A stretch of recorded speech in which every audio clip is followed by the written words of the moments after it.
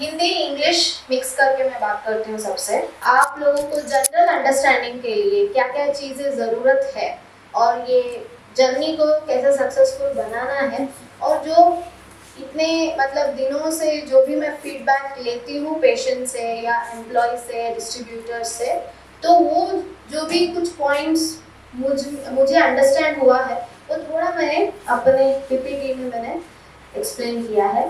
तो थोड़ा देर नहीं करना है, हम जल्दी से खत्म करेंगे इसको। Moving to the topic health and diseases. Okay,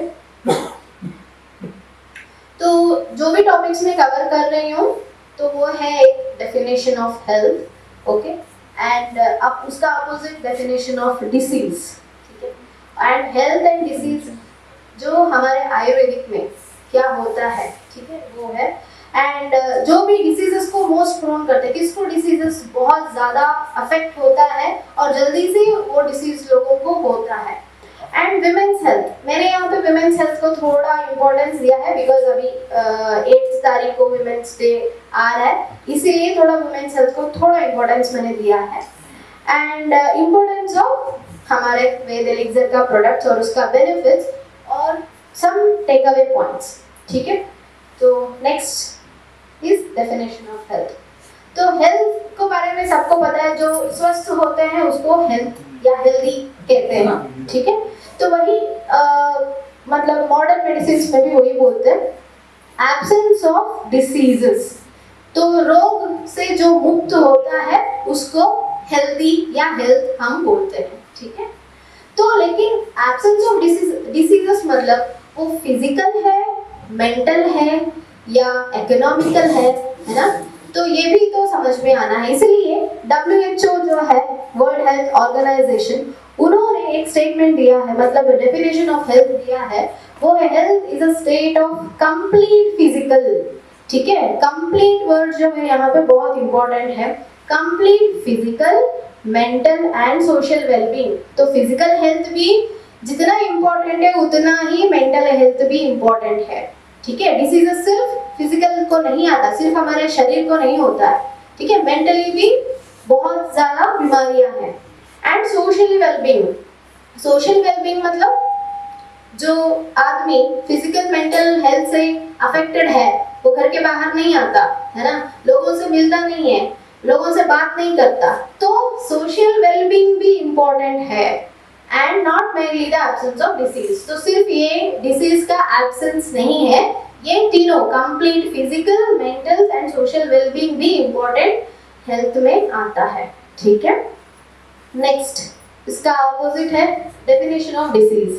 तो डिसीज इज अ डिविएशन और absence of the normal state. जो नॉर्मल स्टेट होता है पेशेंट का, सॉरी पर्सन का, उसका जो एब्सेंस है, जैसे हमने हेल्थ में पढ़ा था कि एब्सेंस ऑफ डिसीजेस, यहाँ पे absence of normal state, health नहीं बोला गया है, यहाँ पे नॉर्मल स्टेट बोला गया है, ठीक है।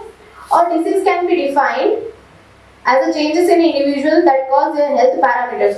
जो भी हम एक पैरामीटर देखते हैं, फॉर एग्जांपल अभी हम डायबिटीज पेशेंट में उनका डायबिटीज फास्टिंग कितना, ब्लड शुगर है, खाना खाने के बाद का कितना है, अगर वो नॉर्मल रेंज में नहीं है तो उसको वो डिसीज हम बोलते हैं। तो वही है, to fall outside the range of normal, normal range से बाहर है, कोई भी है, थोड़ा भी है, तो भी वो पेशेंट ही है, ठीक है। तो अभी हम नेक्स्ट स्लाइड पे जाते हैं, ओके। तो फॉर डिसीजेस के लिए मतलब रोग के लिए हमारे पास ट्रीटमेंट है, ठीक है। हमारे पास मतलब साइंस में, मतलब मेडिकल साइंस में एलोपैथिक हो, होमियो हो, सिद्धा हो, यूनानी है, मॉडर्न मेडिसिन है, सारे में डिसीज जो भी है उसके लिए ट्रीटमेंट है। लेकिन क्या हेल्थ के लिए ट्रीटमेंट होता है? ट्रीटमेंट चाहिए हेल्थ के लिए? चाहिए, ओके। क्योंकि is it necessary that healthy people need a treatment? Yes. लेकिन क्यों वो हम एक आयुर्वेदिक वे में बताएंगे। ये जो श्लोक जो है हमने हमारे जब पढ़ रहे थे तब हमारा फर्स्ट श्लोक था ये, प्रयोजनम च अस्य स्वस्थस्य स्वास्थ्य रक्षणम आतुरस्य विकार प्रशमनम च प्रयोजनम च अस्य स्वस्थस्य स्वास्थ्य रक्षणम। मतलब स्वस्थ जो है, स्वस्थ मतलब नॉर्मल स्टेट ऑफ पर्सन, मतलब नॉर्मल जो हेल्थ है उसका स्वास्थ्य बना के रखने के लिए हेल्दी पीपल का जो हेल्दीनेस है वो मेंटेन करके रखने के लिए हमें मतलब स्वास्थ्य रक्षणार्थ के लिए हमें ट्रीटमेंट की जरूरत है। ट्रीटमेंट मतलब अभी प्रिवेंशन करने के लिए हमें पता है कि बारिश में भीग जाने से जुकाम हो जाती है, सर्दी आ जाती है ना। लेकिन कई डिसीजेस ऐसे होते हैं तो हमें थोड़ा भी आइडिया नहीं होता, जैसे कि कोविड है ना।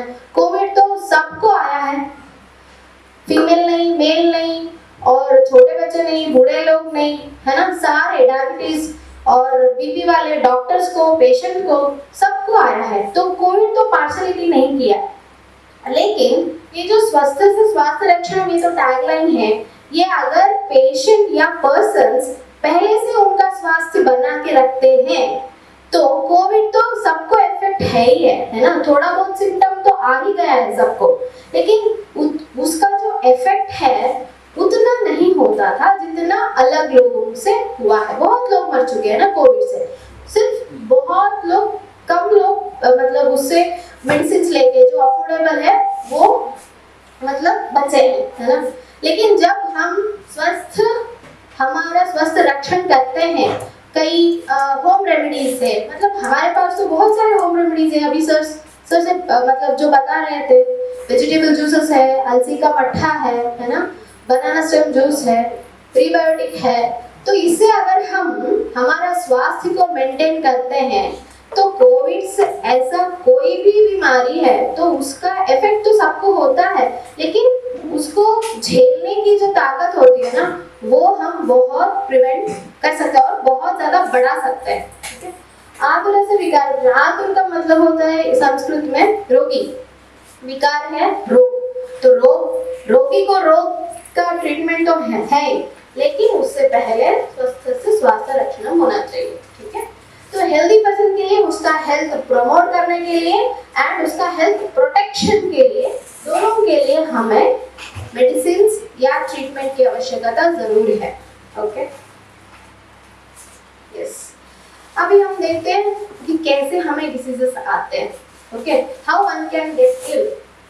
तो यहाँ पे एक जो श्लोक है, दिस इज लास्ट श्लोक, इसके बाद कोई श्लोक नहीं है। ओके, तो ये कालार्थ कर्मणाम योगहीन मिथ्यात्रिमात्रकः सम्यक योगश्च विज्ञेयो रोग आरोग्य के कारण। तो इसका मतलब है कालार्थ कर्मणाम, काल का मतलब है टाइम, सीजनल वेरिएशंस। ठीक है।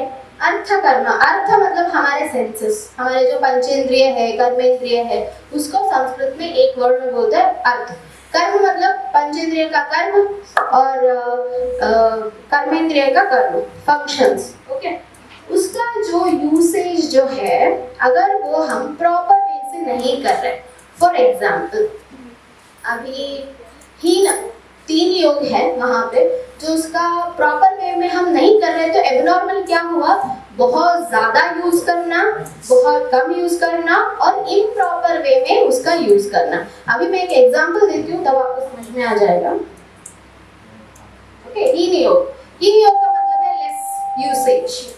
लेस यूसेज मतलब फॉर एग्जांपल अभी कोई एक एक्स पर्सन है, बहुत मतलब सेडेंटरी लाइफ जी रहा है। ठीक है, बहुत पैसा है, सब कुछ है, कुछ काम नहीं करना चाहता, मेंटल फैक्टर भी बहुत रिलैक्स्ड है, फिजिकल भी कुछ भी नहीं है, कुछ भी काम नहीं करना उनको, लेथर्जिक में जीना है। तो लेस ऑफ फिजिकल एक्टिविटी, कोई भी मूवमेंट नहीं है शरीर का, और यहाँ से भी कुछ भी थिंक नहीं कर रहे और बॉडी से भी कुछ भी मूवमेंट नहीं हो रहा है, तो उस पर्सन को क्या होगा, ओबेसिटी तो हो ही जाएगा ना, obviously he will get a disease. तो जो हमारा सेंसेस है, पंचेंद्रिय है, कर्मेंद्रिय, दोनों को अगर आप यूज ही नहीं करते, मतलब उसका लेस यूज करते हैं, तो आपको आएगा ओबेसिटी। ये सिर्फ एग्जांपल्स मैंने लिखा है।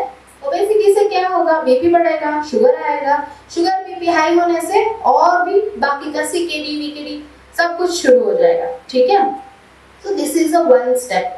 नेक्स्ट स्टेप है अति योगा। अति योगा मतलब हमारा जो पंचेंद्रिय और कर्मेंद्रिय उसका बहुत ज्यादा से यूज करना। अभी हम देखते हैं रिक्शा पुलर्स होते हैं, है ना, फार्मर्स होते हैं, बहुत ज्यादा काम करते हैं, उनका जो मतलब इम्यूनिटी है या उनका जो ताकत है कैपेबिलिटी है उससे ज़्यादा काम करते हैं, तो क्या होगा, too much of physical activities, उससे क्या होगा, एक फॉर एग्जांपल एक टेनिस प्लेयर है, उसको जॉइंट को रेस्ट नहीं दे रहे हमेशा से, मतलब वो खेल रहे हम फास्ट बॉलर्स देखते हैं, स्पिन बॉलर्स देखते हैं, अगर ज्यादा वो रेस्ट नहीं दे रहे, too much of physical activity कर रहे हैं, तो वो जॉइंट डिसलोकेट तो होना ही है ना। तो स्ट्रेनस एक्टिविटी, और बहुत मतलब हमने आजकल देखा है बहुत लोगों की मौत अभी जिम में होती है कार्डियक अरेस्ट की वजह से, है ना। तो वो भी एक स्ट्रेनस एक्टिविटी, बहुत हैवी वर्कआउट, उससे भी डिसीजेस आते हैं। ओके, एंड मिथ्या योगा का मतलब है उसका इम्प्रॉपर यूसेज करना। फॉर एग्जाम्पल यहाँ का कुछ दिखाई नहीं देता, ठीक है, तो मैं अगर ऐसा देखूं तो मेरे लिए क्या है, वो मिथ्या योग है। मुझे पता है कि मेरा आईज ठीक नहीं है, मुझे चेक करना है और मुझे उसके लिए क्या ट्रीटमेंट लेना है, आईज ग्लासेस डालने हैं। अगर मैं उसका ट्रीटमेंट नहीं कर पा रही हूँ और उसका मिसयूज कर रही हूँ, मुझे वहाँ पे नहीं देखना है। अगर मुझे मतलब ग्लासेस नहीं डालने हैं तो मुझे दूर का भी देखना नहीं चाहिए, है ना। अगर मैं फिर भी कुछ कर रही हूँ, ऐसा देख रही हूँ, तो वो मेरे आंखों के लिए क्या है, इट इज नॉट गुड। तो मैं अपना आईज, मेरे सेंसर्स को मैं इम्प्रॉपर वे में यूज कर रही हूँ, ठीक है।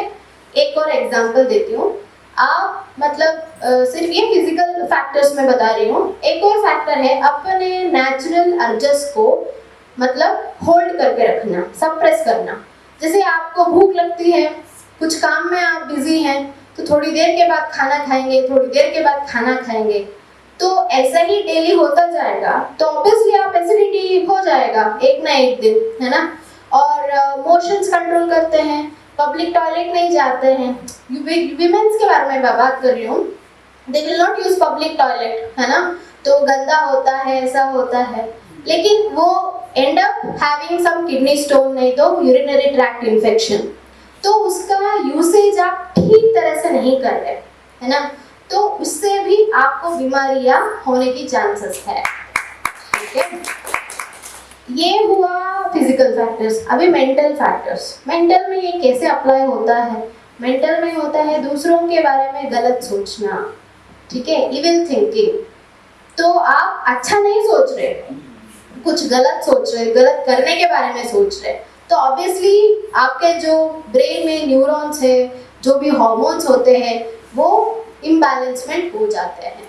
और बहुत आपके मन में रखना, बात खुला नहीं, मतलब दूसरों के सामने शेयर नहीं करना, बहुत इमोशनल होके खुद मन में रखना, तो उससे भी आपको थायराइड होने की चांसेस है, ठीक है। थायराइड का एक स्टडी ने रिवील किया है कि फिजिकल फैक्टर से ज़्यादा मेंटल फैक्टर्स लड़कियों में बहुत ज़्यादा कॉज होता है, ठीक है। जो भी मन में बात है वो शेयर नहीं करना, गुस्सा हो, दुख हो, जो भी ग्रीफ है, तो वो शेयर नहीं करना, वो अपने आप मन में रख के हार्मोन बैलेंस होके, तो इसीलिए पेशेंट को मतलब पर्सन को थायराइड की संभावना ज़्यादा है।